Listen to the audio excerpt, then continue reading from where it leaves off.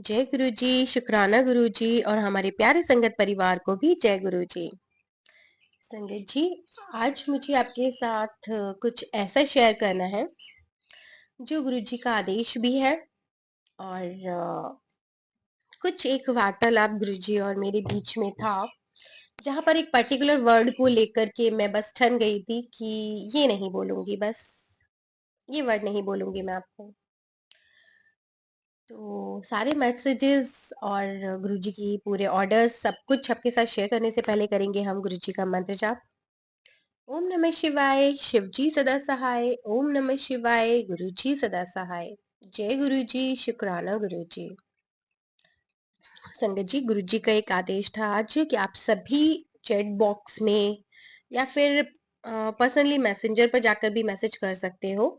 सब अपनी अपनी आज प्रोफेशन बताएं कि वो किस प्रोफेशन में है। हाउसवाइफ है तो हाउसवाइफ लिखें, और जिनके हस्बैंड वर्किंग में है तो गुरुजी जानना चाहते हैं वो किस फील्ड में वर्क करते हैं। तो आज गुरुजी ने आपको बिजनेस में, जॉब में तरक्कियां देनी है, प्रोफेशनल आपको हाइक देना है। आज आपके जो भी प्रोफेशनल लाइफ है उसमें गुरुजी को बहुत सारी ब्लेसिंग देनी है। तो इसलिए प्लीज जरूर बताएं कि आप क्या काम करते हैं, किस फील्ड में है, किस प्रोफेशन में है, और अपने सिटी का नाम लिखना ना भूलें, स्टेट और सिटी का। ये जरूर लिखें क्योंकि आज गुरुजी की तरफ से ये आप एक ऑर्डर ही समझिएगा, क्योंकि गुरुजी चाहते हैं। और साथ में एक थॉट और दिया गुरुजी ने कि जब भी तुझे सेवा का मौका देता हूँ तो हमेशा ये याद रखियो कि बिना करे कभी कुछ नहीं मिलता। पहले तू सेवा करेगा किसी की, तब जाके रिवर्ट में तुझे चीजें मिलेंगी। ठीक है? जो भी तेरी प्रॉब्लम्स हैं, जो भी तेरा कुछ है, वो सब बाद में होगा। पहले तू किसी का भला करेगा तब तेरा भला होगा। तो ये गुरुजी ने आज एक थॉट दिया। तो प्लीज संगत जी, आप अपने प्रोफेशन जरूर लिखिएगा। और आपके हस्बैंड हैं या आपके बच्चे हैं, जिस भी प्रोफेशन में है, जिस भी, जैसे कि कोई डॉक्टर है या कोई पेंटर है या कोई भी किसी का वेजिटेबल शॉप है, किसी का होटल है, तो प्लीज आप ये जरूर मेंशन कीजिएगा। तो गुरुजी की तरफ से आज ब्लेसिंग भर भर के दी जाएंगी। ठीक है, उनके प्रोफेशनल लाइफ को। ये था गुरुजी का एक ऑर्डर, कह दीजिए कि बच्चे आपको ये आज सेंड करना ही है। और एक जो मैं दूसरा टॉपिक आपको बता रही थी कि एक पर्टिकुलर वर्ड पर गुरुजी ने आकर मेरा, कहते हैं ना, माइंड को बिल्कुल एक वहीं पर स्टक हो गया, एक ऑल पेन टाइप लग गया कि बस इससे आगे बढ़ ही नहीं पा रही हूँ। तो वो उसको थोड़ा ठीक किया। काफी लोगों को या काफी भजनों में, या एक आपने बहुत पुराना भजन भी सुना होगा, ए मालिक तेरे बंदे हम। तो जो पर्टिकुलर मालिक वर्ड था ना, वो मुझे हमेशा ट्रिगर करता था कि मालिक मालिक मालिक। तो मैं पता नहीं क्यों वहां पर, या गुरुजी ही अटका रहे थे, क्योंकि अपने आप से तो कुछ भी नहीं होता जब आप इस गुरुजी के साथ जुड़ जाते हैं। तो मैं वहां अटकी हुई थी कि मालिक ही मुझे नहीं पसंद, पता नहीं क्यों गुरुजी। ये मतलब प्यार का रिश्ता है, आप इसमें मालिक वाला क्यों एड ऑन कर रहे हो? क्योंकि मालिक वाला जब आता है ना वर्ड, तो बस ये मेरी तरफ से व्यू था उस टाइम, जहां पर मैं थोड़ी इरिटेट हो गई थी, थोड़ी परेशान हो गई थी कि बस गुरुजी सब कुछ ठीक है, आप गुरु भी हैं, भाई हैं, बंधु हैं, माँ है, पिता है, सब है, लेकिन पता नहीं क्यों मुझे आपको मालिक कहने का मन नहीं करता कि तू ही मेरा मालिक है। ये पता नहीं क्यों मैं उस वर्ड पर आकर अटक गई। तो बहुत चीजें थी, और बार बार मैं यही कहती थी कि बस सब कुछ ठीक है, बस यही नहीं बोलूंगी मैं आपको। तो फिर क्योंकि मालिक जब बन जाते हैं किसी के, तो हमेशा एक जो हमारे नीचे होते हैं, जिसके लिए भी हम मालिक वाला कह रहे हैं, ठीक है, तो फिर क्या है कि वो जो बंदा है वो बदले में कुछ चाहता है फिर उनसे। जैसे हम किसी के काम कर रहे हैं, हमारा मालिक है, और फिर बदले में हम उनके यहाँ काम करे जा रहे हैं, करे जा रहे हैं, खुशी से वो काम तभी करेगा जब उसको बदले की कोई चीज मिलेगी। ठीक है, तो बदले के उसको वेजेस मिलेंगे, पैसे मिलेंगे, कपड़ा मिलेगा, धन मिलेगा, ये वो ये सब, तभी वो उसके लिए काम करेगा। और जो मालिक बन के बैठा है, उसे बहुत ज्यादा अहंकार होगा कि मैं इसका बॉस हूँ, या फिर मैं इसका, इस पे मेरी हुकूमत है, इस तरीके से। तो मुझे बस गुरुजी से ये वाला रिश्ता नहीं चाहिए था। ये मैं अपने पॉइंट ऑफ व्यू से बोल रही हूँ कि ये वाला रिश्ता मुझे गुरुजी के साथ नहीं चाहिए था। और मुझे चाहिए था एक दिल का रिश्ता, कि जैसे माँ बाप भी देखिए बच्चे को जन्म देते हैं, उन्होंने ही क्रिएट किया होता है, इस प्रकृति ने क्रिएट किया है हमें, और माँ बाप ने हमें क्रिएट करा है हर अपनी संतान को, तो इसी तरह ही आपने भी क्रिएट किया है। लेकिन माँ बाप कभी मालिक नहीं बन पाते हैं, नहीं होते वो कभी भी मालिक, वो माँ बाप ही रहते हैं, गुरु गुरु ही रहते हैं। ये बहुत प्यारा रिश्ता है, बहुत प्रेम से भरा हुआ है।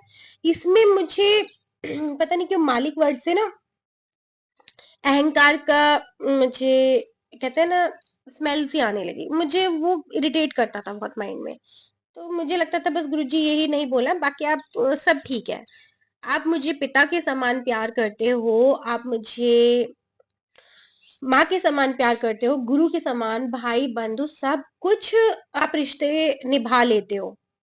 लेकिन पता नहीं क्यों मुझे आपको मालिक बनाने का मन नहीं करता, क्योंकि मालिक बनाने के बाद मेरे मन की भावना ही बदल जाती है। भावना बदल जाती है, क्योंकि ये भावना कभी भी मैं अपने माता पिता को लेकर के नहीं कर सकती। ठीक है, क्योंकि माता पिता से एक बार प्यार का रिश्ता होता है, हमें उनसे उनके बदले में कुछ नहीं चाहिए होता। मुझे गुरुजी से बदले में कुछ नहीं चाहिए, कुछ नहीं चाहिए। उन्होंने ही मुझे क्रिएट किया है, इस प्रकृति ने मुझे क्रिएट किया है, सब कुछ है, सब वो अपनी इच्छा से स्वयं देंगे। लेकिन जब आप किसी के अधीन आ जाते हैं, तो मुझे प्रेशर में आकर के कुछ नहीं करना, मुझे उस प्रेशर में नहीं रहना, या उस भाव के साथ आपके साथ जुड़ के नहीं रहना कि मुझे बदले में कुछ चाहिए। मुझे कुछ एक अलग रिश्ता चाहिए था गुरुजी के साथ, जो सिर्फ प्रेम भरा हो। ये वाला भाव मुझे नहीं चाहिए था।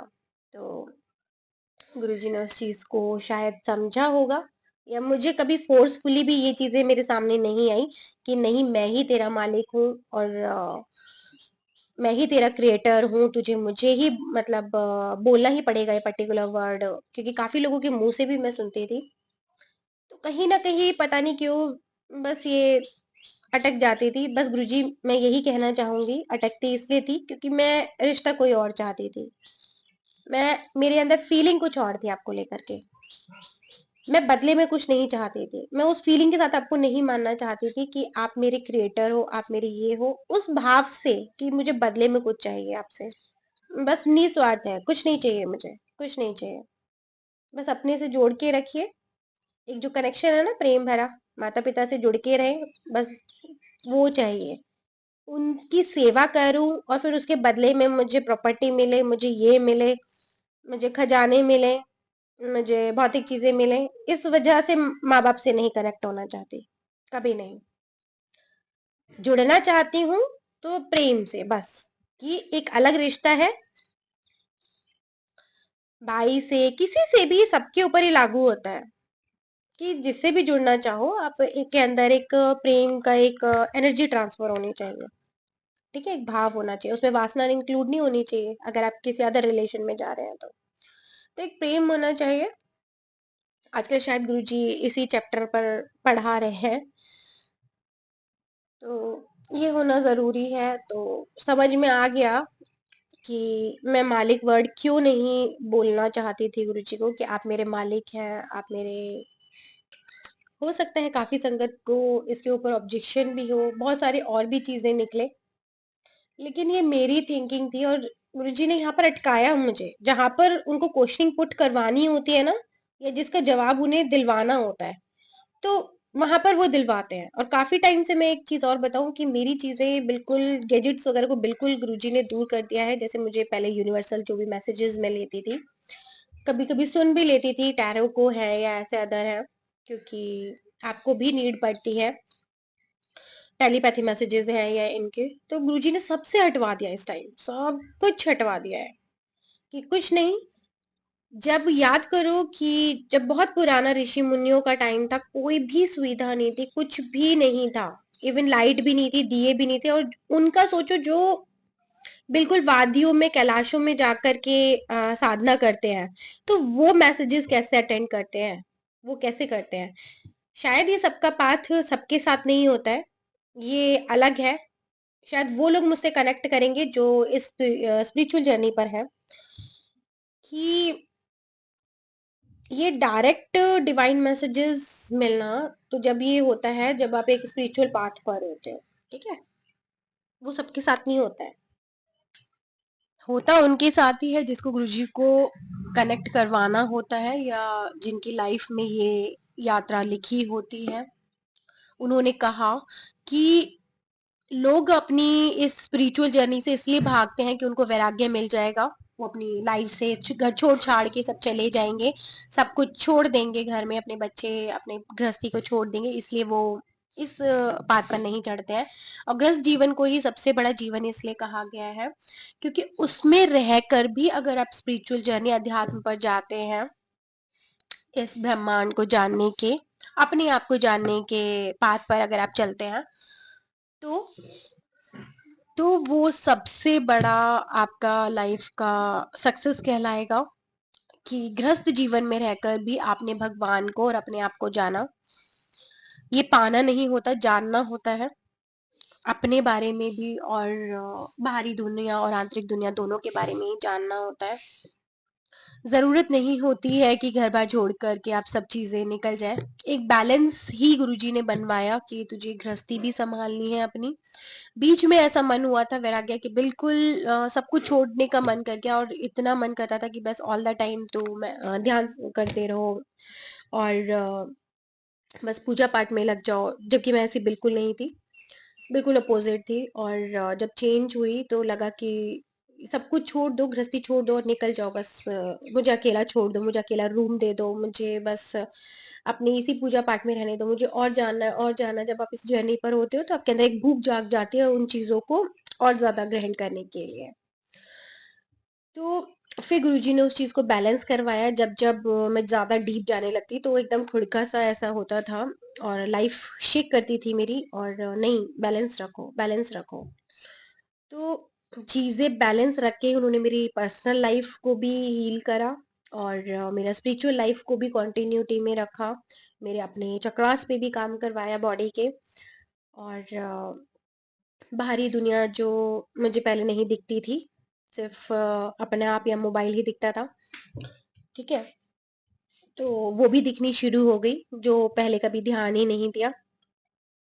और थोड़ा टफ जरूर था, बट अब मैं देखूं पुराना अपना टाइम तो मुझे याद ही नहीं है कि क्या किया, क्या मतलब उस टाइम पे सेक्रीफाइसेस चल रहे थे लाइफ में जब ये जर्नी में चल रही थी, स्टार्ट हुई थी।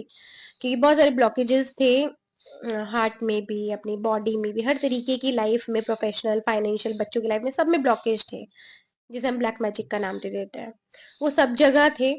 और एक्चुअली ये ब्लॉकेज हमारे दिमाग में ही होते हैं, हमारे माइंड में, हमारी सोच में, हमारे मन में ही होते हैं, जो गुरुजी बिल्कुल क्लीन करवा देते हैं, जिसमें बोलते भी हैं कि तू अपने मन का भांडा साफ कर, ये वाला वर्ड वो बोलते भी हैं।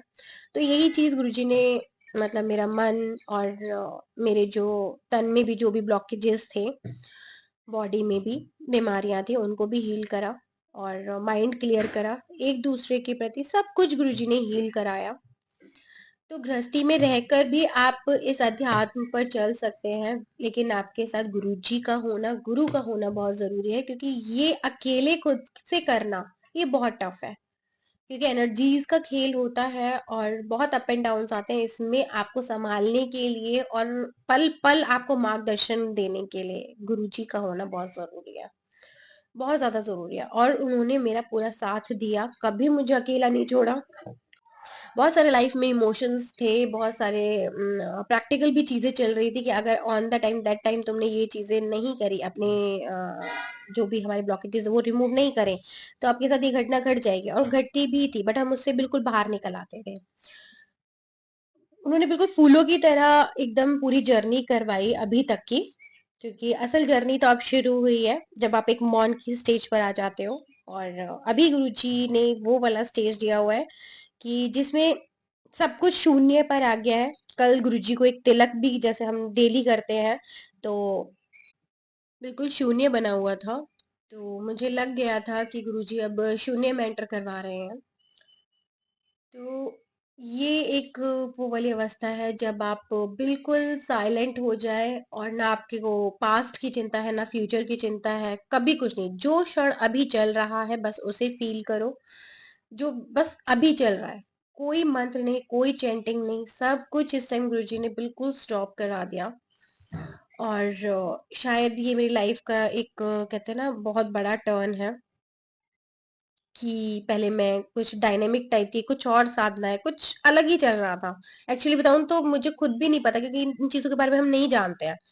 और गुरुजी हैं सामने बट एक एनर्जी फॉर्म में है। तो बहुत सारे सवाल होते हैं मन में जब ये चीज़ें चल रही होती हैं और जवाब सिर्फ़ आपको या तो वीडियोज़ के थ्रू मिलते हैं या फिर ड्रीम मुझे दिखता नहीं था इतना। जो भी होता था गुरुजी प्रैक्टिकल ही दिखाते थे मुझे। तो जैसे कि मेरे मंदिर में जब ये चीज़ें शुरू करी थी मैंने ये जर्नी, तो मेरे मंदिर में जितनी भी तस्वीरें थी भगवान जी के स्वरूप थे, वो बस अदल-बदल, इधर आ गए, कभी इधर आ गए, उनकी पोज़ीशंस चेंज हो जाना, कभी उनके सिंहासन के ऊपर उनको बिठा देना, कभी कुछ और आ जाना, कभी ओम का मतलब लीड रोल में आ जाना, कभी शिव शक्ति का लीड रोल में आ जाना। ये चीज़ें बदलती रही हैं कॉन्टिन्यूटी में। मतलब कुछ दिनों बाद जैसे 1 हफ्ता 15 दिन कुछ और चला, कोई और लीड रोल में भगवान थे, तो उनका मुझे सिखाया जा रहा था। फिर कोई और भगवान जैसे लीड रोल में आ गए। मोस्ट ऑफ टाइम अभी तक हनुमान जी थे। हनुमान जी थे, कभी माँ दुर्गा को लीड रोल में रखा गया। जो फ्रंट में रहेगा, वो एक्टिव रहेंगे मोस्ट कि उनका द्वारा मुझे चीज़ें सिखाई जा रही हैं। ये मैं समझ चुकी थी।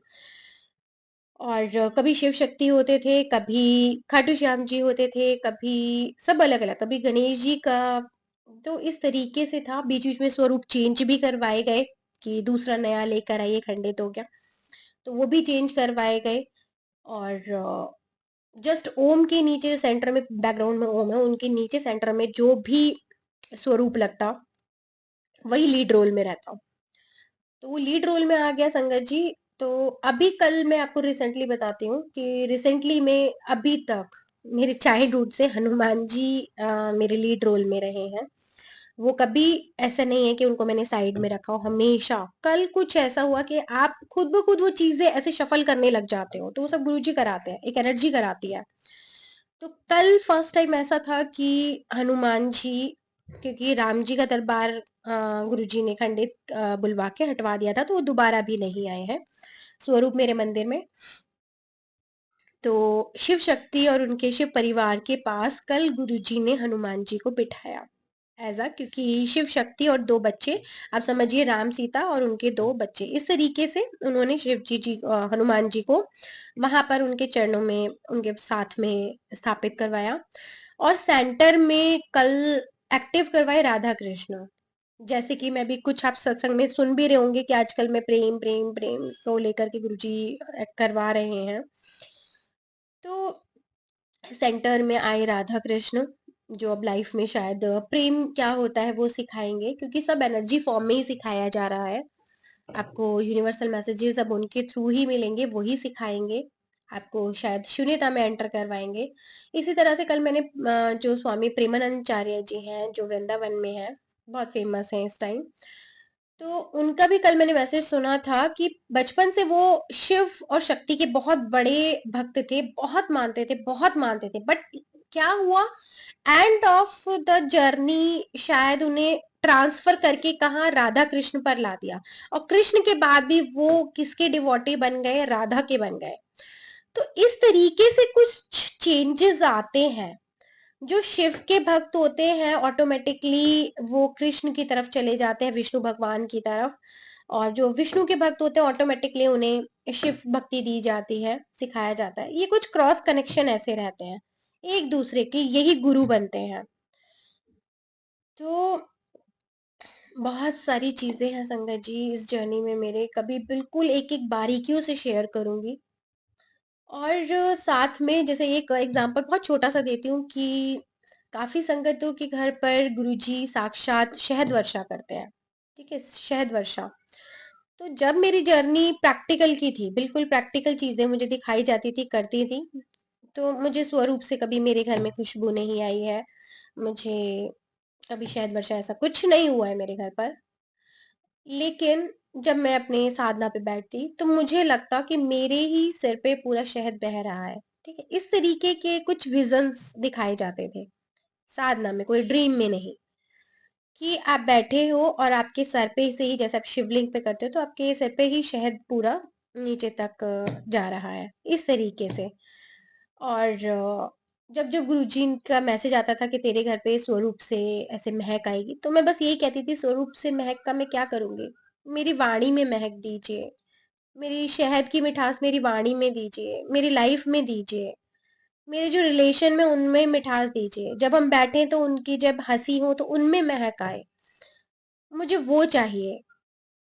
मुझे मेरे रिश्तों में महक चाहिए, मुझे मेरी लाइफ में फूलों सी महक चाहिए। जब-जब मैं बात करूँ तो लोगों को वो फ़ील हो, वो मिठास फ़ील हो, एक कनेक्शन क्रिएट हो।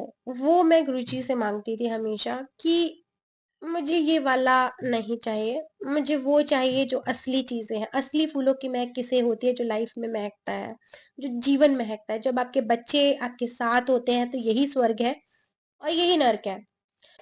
ये बताया भी गुरुजी ने कि कर्म ही तेरे सबसे बड़े हैं, कर्म सब सही रख तो तेरी जीवन को मैं यही स्वर्ग बना दूँगा।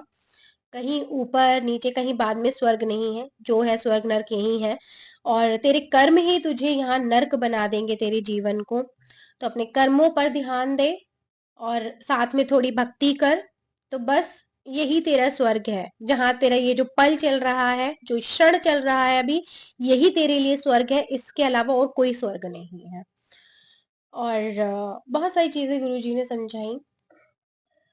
तो शहद वर्षा इस तरीके से गुरुजी ने दिखाई। बहुत सारे गुरुजी की ब्लेसिंग थी। ये भी मैंने गुरुजी से आज्ञा लेकर ही आपको बता रही हूँ क्योंकि गुरुजी कभी भी ब्लेसिंग शेयर करने के लिए नहीं बोलते हैं। बट कुछ चीज़ें हैं जो समझाई जाती हैं कि हमें गुरुजी से क्या माँगना है? क्या माँगना है हमें? आपको आपकी लाइफ में क्या चाहिए? क्या चाहिए? तो इस तरीके से गुरुजी शफल मंदिर में बहुत सारे स्वरूप करवाते हैं और कभी कुछ चेंजेस ऐसे करवा के मुझे सिखलाते हैं कि ये स्वरूप इस चीज का प्रतीक है, ये स्वरूप इस चीज का प्रतीक है, ये सिखाते हैं। राधा कृष्ण आपको प्रेम सिखाते हैं आपकी लाइफ में, क्योंकि गृहस्थी में हर इंसान को इंसान जब जोड़ता है तो प्रेम ही जोड़ते हैं। और पूरी दुनिया में राधा कृष्ण जैसा प्रेम कोई नहीं करता, उन वो सिर्फ जाने जाते ही हैं सिर्फ प्रेम की वजह से। तो और चित चुराना, मनमोहित करना, ये सारी चीज़ें कृष्ण राधा से ही आती हैं और बिना लाइफ में थोड़ा एंटरटेनमेंट जिसे आप एक नाम देते हैं, उसके बिना लाइफ नहीं चलती है। हमेशा थोड़ी बहुत नटखट होना, बिल्कुल अप नॉटी होना, वो भी थोड़ा ज़रूरी होता है, क्योंकि नहीं तो लाइफ बिल्कुल फीकी-फीकी लगने लग जाती है, बेरंग सी ब्लैक एंड व्हाइट हो जाती है। तो रंग जो भरते हैं वो राधा कृष्ण भरते हैं। तो ये एक उनके लिए एक कहते हैं ना एग्जाम्पल सेट है। और शिव परिवार एक गृहस्थी को दिखाते हैं कि गृहस्थी में रह करके आप कैसे साधना भी कर सकते हैं, अध्यात्म में अपने आप को भी जान सकते हैं और गृहस्थी भी संभाल सकते हैं। तो हर स्वरूप किस लिए है वो चीज़ गुरुजी ने सिखलाया। हनुमान जी के लिए मतलब हर तरीके से गुरुजी ने शफलिंग करवाई मंदिर में स्वरूपों की और चीज़ें समझाई। तो कोई भी ऐसा मतलब नहीं था जो डायरेक्ट उपदेश देता और मैं उनको सुनती। मैं हमेशा मना करती थी कि जब भी आपको कुछ सिखाना है तो प्लीज़ डायरेक्ट सिखाइए, मैं सुनने के लिए तैयार हूँ, जो भी आप कहेंगे। मैं अपनी इंट्यूशंस को फ़ॉलो करूँगी, क्योंकि बहुत सालों पहले जब ऋषि-मुनि वगैरह होते थे, तो वो इंट्यूशन बेस्ड पर ही सारी चीज़ें करते थे। जब वो ब्रह्मांड ऊर्जा से कनेक्ट कर जाते थे, तभी उन्हें सारे ज्योमेट्री है, आपके मैथमेटिक्स जितने भी आविष्कार हुए हैं वो ऑलरेडी पहले ऋषि मुनियों ने कर दिए हैं। चीज़ें बाद में जो भी फॉरेनर्स हैं या जो भी है बाद में आए हैं साइंटिस्ट, उन्होंने उसको और डेवलप किया आगे, और चीज़ उन्होंने उसको आकार दिया, सब कुछ करा। बट ग्राफिकली अगर हम उसमें नोट्स वगैरह देखें तो बहुत पुराने हर चीज़ के मिलते हैं। जो नालंदा लाइब्रेरी में बहुत सारी चीज़ें थी जो जल गई हैं, वो उन्हीं के ही लेख थे। तो वक़्त आ गया है कि शायद उन्हीं के ही जिन्होंने लिखे होंगे, क्योंकि उन्हीं के ही वंशज हैं, ज़ाहिर-सी बात है, क्योंकि जनरेशन आगे बढ़ रही है। तो ये चीज़ें दोबारा कुदरत कह रही है कि कनेक्ट करो, और जो बुक्स वग़ैरह हट गई हैं, जो जला दी गई थी, तो हम ही लोगों में वो एनर्जी क्रिएट की जा रही है और उनको दोबारा से इंडिया में वापस लाया जा रहा है। ज़्यादा से ज़्यादा लोग कनेक्ट हों, ताकि जो चीज़ें लुप्त हो गई थी इंडिया में, जो उनकी मेन धरोहर थी, जिसकी वजह से वो और टेक्नोलॉजी आगे बढ़ा सकते थे, वो ब्रह्मांड से वो कैप्चर करें उन चीज़ों को। जब आप जुड़ जाते हो तो बहुत सारे ऐसे रहस्य हैं, फिर वो आपको मिलते हैं। और ये रहस्य तभी मिलता है जब आप एक शांत के उसमें चले जाते हैं और डायरेक्ट डिवाइन आपको वो चीजें समझाते हैं। क्योंकि जो इस जर्नी पे है वो पक्का इन चीजों को समझेंगे मेरी, और जो अभी नहीं है तो शायद हो सकता है उनके सिर के ऊपर से भी जाए बातें।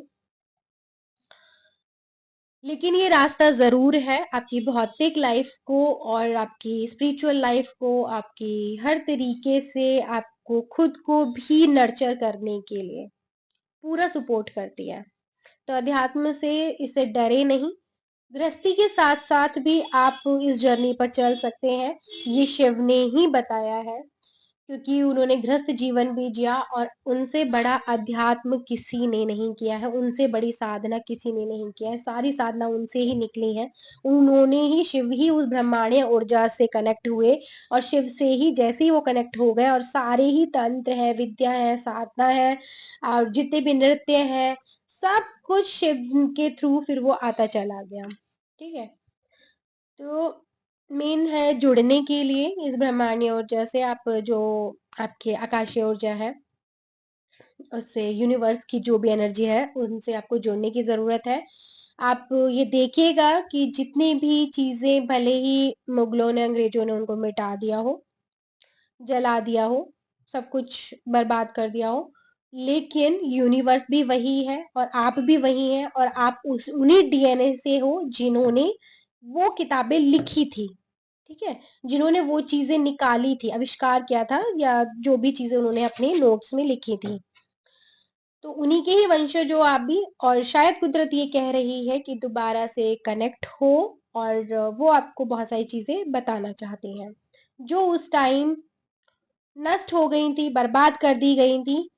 लेकिन कुदरत फिर मेहरबान है हमारे भारत पर, और वो साथ देंगी और आपको आपकी धरोहर वापस मिलेगी। लेकिन need to connect with the universe. आपको जरूरत है जुड़ने की। ठीक है, एक विश्वास की, क्योंकि ये जर्नी सिर्फ विश्वास के ऊपर चलती है। आपको जुड़ना होगा, और गुरुजी से आपको पूरा विश्वास के साथ जुड़ना होगा। सब कुछ उनके ऊपर पूरा आत्मसमर्पण करना होगा कि आप जो करेंगे हमारी लाइफ में ठीक करेंगे। हमने अपने आप भाग दौड़ जो है वो आपके हाथ में संभाल दिया। अब आप जिस रास्ते पर लेकर चलेंगे, हम चलने के लिए तैयार है। तो आप देखेंगे आपकी अपनी पर्सनल लाइफ भी ठीक होगी, क्योंकि हम शिव के मार्ग पर भी हैं, क्योंकि हम गृहस्थ जीवन भी संभालेंगे और अध्यात्म भी संभालेंगे। यही गुरुजी की साइड से आज मैसेज है। बहुत लंबा मैसेज होता जा रहा है। ठीक है। और सभी संगत को भी बहुत बहुत शुक्राना जो वो सुनते हैं।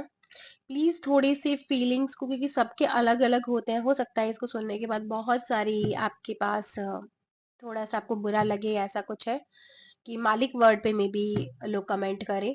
बट थॉट है अपने अपने। मैं रिश्ता कुछ और चाहती हूँ गुरुजी के साथ, क्योंकि एक डिवाइन का, कहते हैं ना, एक प्रेम का रिश्ता है, जो शायद कृष्ण ही समझा रहे हैं इस टाइम बैठकर। क्योंकि जो जो कृष्ण लड्डू गोपाल को आप मानते हैं, तो उनके अंदर, या खाटू श्याम जी को मानते हैं, उनके अंदर आप देखिएगा जो करुणा और जो प्रेम है होता है वो नेक्स्ट लेवल का होता है। वो पागल होते हैं कान्हा के लिए। उनके आंखों में से आंसू आंसू आंसू निकलते हैं बस। वो पागल होते हैं, एक तरह से कहते हैं ना, दीवाने वो होते हैं। तो शायद वो समझ पाए, जिनके घर में लड्डू गोपाल है, वो समझ पाएंगे उस ममता को, उसको। तो मैं वो वाला रिश्ता चाहती थी। मैं बंद कर, मालिक वर्ड से बंद कर, मुझे बंधना पसंद नहीं है। मैं बस फ्री होकर के, कहते हैं ना, एक पानी है जो बहता रहता है, बहता रहता है, बस उसको स्टोर मत करो। ठीक है, हवा है उसको बहने दो। ठीक है, मैं उस वाली एनर्जी में हूँ कि मुझे कहीं भी बाउंडेशन मत दो। मैं गुरुजी से ये कहती हूँ, गुरुजी मुझे बाउंडेशन मत दो, मुझे पूजा का टाइम का या फिर कितनी देर का, मुझे बाउंडेशंस नहीं चाहिए। मैं बाउंडेशन में बन के नहीं रहना चाहती, मैं फ्री रहना चाहती हूँ। जब मेरा मन पूर्ण शांति में हो तभी मैं आपसे कनेक्ट करना चाहती हूँ, कि कोई काम नहीं है, कुछ नहीं, गृहस्थ जीवन का जितना कार्य था वो मैंने कर लिया। अब ये टाइम मैं आपसे कनेक्ट होना चाहती हूँ, क्योंकि मेरे ऊपर कोई प्रेशर नहीं है कि मुझे ये गुरुजी ने बैलेंस करवाया कि जब तेरा मन करे तू तब मेरे से कनेक्ट कर, तू गृहस्थ जीवन भी संभाल और अध्यात्म भी संभाल, क्योंकि वैराग्य नहीं देना है तुझे मुझे।